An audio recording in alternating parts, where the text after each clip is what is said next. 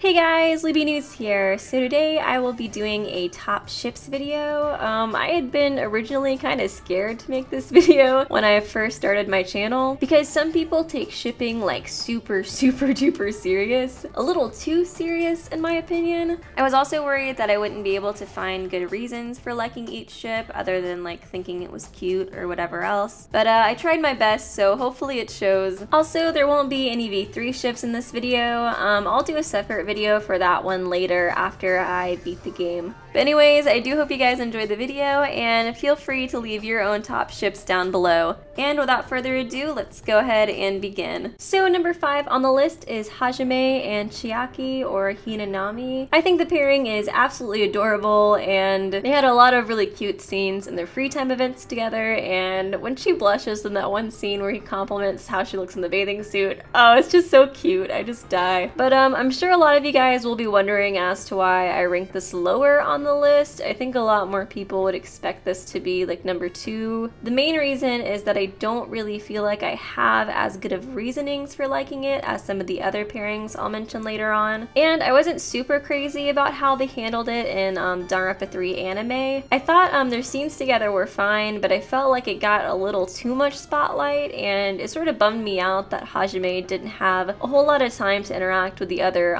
students from the 77th class. Overall though, I do still really love this pairing. I feel like Chiaki was the perfect type of character to help Hajime overcome his lack of confidence, because Hajime was just so dead set on his beliefs regarding talent and how he believed it was the only way for him to gain worth. And I feel like Chiaki being the total opposite opinion and having the perspective of having freedom without a talent was the perfect way to help him overcome his weakness, even if it didn't really sink in until the second game. But basically, since his beliefs are just so far in one direction, I think he really needed someone on the total opposite spectrum to show him the light, and especially since she's able to do it in such a delicate and sort of sweet way, I think that helped a lot too with him being able to accept this. I don't think he would have responded well to someone who was harsh regarding it. I feel like more than likely he would become defensive or something along those lines. So overall, I really do feel like they're just a really good match for each other with those reasons, and of course I just think they're cute together, because I mean, come on. Next on the list is Ishimondo, or Ishimaru and Mondo Owada, and I absolutely love this pairing. I just find it to be so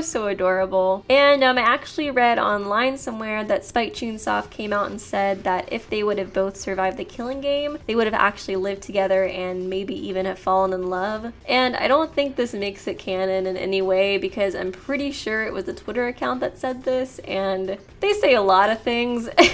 I'll just leave it at that. But I find this idea to be super hysterical, because just imagining them like moving in together and adopting a child and getting married and just acting like, yeah, this is what bros do together. I don't know, it just cracks me up, and it just sounds so like them to me. But getting into a more analytical reason as to why I might like them, of course it has to do mostly with the ending of the second trial. It also has to do with Ishimaru's free time events, because in his free time events you learn that Ishimaru did not have any friends growing up. He really didn't have any successful social interactions growing up at all either, and he was very much a person that was focused on work. But basically, I saw an interview recently with the character designer of the series, Rui Komatsuzaki, and he mentioned that Ishimaru is meant to be a character who overreacts to everything. So this got me thinking. We see him in his happiest state after making his first friend ever in Owada by gaining something that he never realized he needed before. And we see his lowest point in his life after Owada's execution as well. So I think his overreactions could have been made purposefully so that we could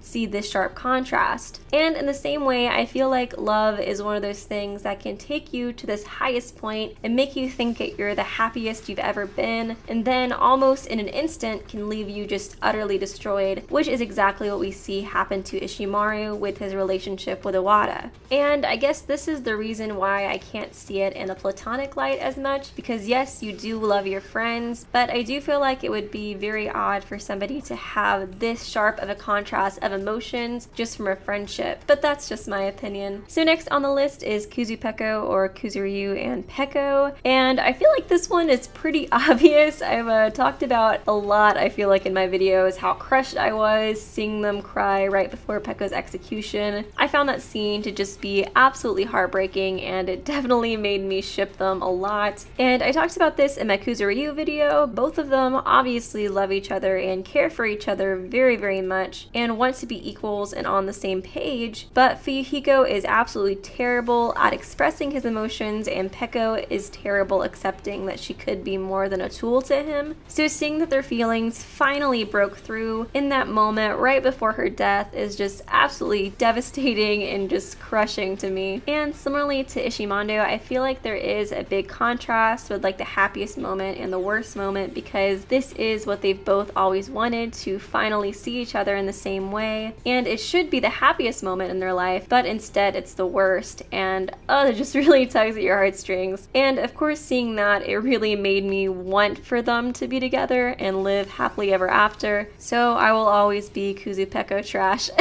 Number 2 on the list is Toko Maru, or Kamaru Naegi and Toko Fukawa, and I know I'm gonna get a bunch of comments about this, so I'm not saying it's canon or anything. I know it's only implied to be a friendship in the game, but I do still like the idea of them being together. I just really like the way that they treat each other and how supportive they are. I mentioned it in my Hope video that their strengths and their weaknesses really balance each other out, and Fukawa's is that from Danganronpa 1 she's learned how to be more confident and courageous, which helps Kamaru deal with her inferiority complex and cowardice, while Kamaru has more of a normal upbringing growing up, so she knows how to do more normal things that Fukawa never got the chance to learn about, like comforting a friend, so she's able to help her with things like that. And Fukawa just had like a terrible, terrible past growing up. She never had any friends and was utterly humiliated anytime she tried to make a friend or develop a romantic relationship with anybody. So it's just so satisfying to see her with somebody who appreciates her for who she is and helps her improve herself as well. I wouldn't be salty or anything if it did only end up being a friendship. I'm not like one of those types of shippers, honestly.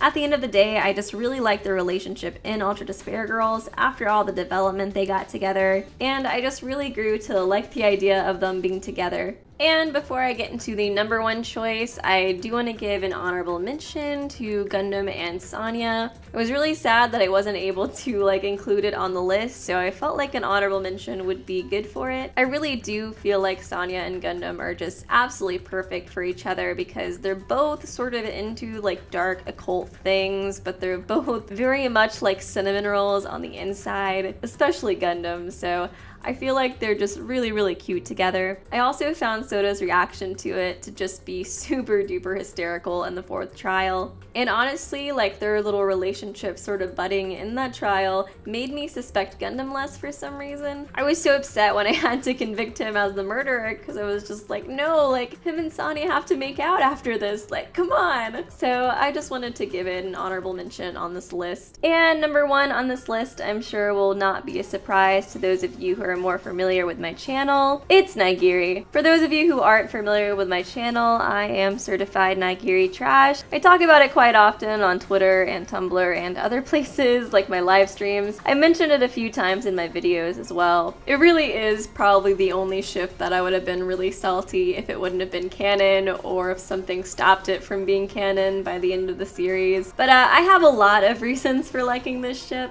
I feel like really similarly to Fukawa and Kamaru, they balance each other out really well. Kirigiri is very logic-based and doesn't trust or have faith in anyone, and Naegi is just the total polar opposite of this with all of his hope speeches. So I feel like Kirigiri sort of brings him down to earth, while Naegi evokes that faith within her. I feel like Trial 5 really shows this off really well for Kirigiri's side, because she has to trust and have faith in him, and that he will save her, even though she knows it's a huge risk to just expect him to keep her lie a secret. I think the game even shows that this was a 50-50 chance by giving the player the choice to choose whether or not to trust her. And I feel like him choosing to keep her secret allowed her to fully open up and place her trust within him. This is sort of hard to graze over, but I mentioned in my analysis for Kirigiri that I believe she always wanted to be able to have someone to trust and rely on, but her upbringing along with the event that caused her hands to get burned made her close off her emotions from the rest of the world. and Naegi being this foolishly honest and open person that he is, I feel like makes him the perfect person for Kirigiri to learn how to open up to again, since she can tell he's such a genuine person. And she even mentions that this is a quality she really likes about him. I also do love their contrast in personalities too, since it really just makes their free time events super entertaining and adorable as well, in my opinion. But yeah, in conclusion, I am Naegiri trash, and I really love this ship. I could probably make a whole video about it. But anyways, that will conclude the video. I hope you guys enjoyed.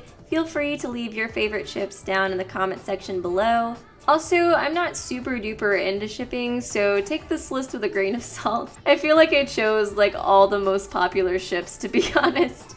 But they really are my favorites. I do like a lot of other ships, like Akane and Nekamaru, and I like Hajime and Mikan, and even Komahina. I just, a lot of the ships I like and I didn't include on the list, I don't really feel like I have a good reason for liking them, which kind of makes it hard to make a video about it. So all of these ships I felt like I could sort of go through and be like, oh, that's the reason why I like it, which is why I included them over others. As for the next video, I'm gonna try to do a what if video next. I'm gonna try to take, I guess, one of the suggestions you guys left on one of my other videos, or if you guys want to leave a suggestion in this video, I'll definitely take it into consideration. Otherwise, I do have a couple of ideas. After that, it will be the Saionji analysis. As of right now, I'm planning on doing my next 999 live stream next Saturday, and I was wondering if you guys have a preference for me doing it on YouTube or Twitch. I've seen a lot of people in the comment section of my live stream announcement videos saying I should do it on YouTube rather than Twitch, but when I asked on Twitch, people seem to prefer it there, so I think it might just be easier overall for everybody if I start doing them on YouTube. But if most of you guys who do attend the live streams prefer it on Twitch, then I'm totally fine with that too.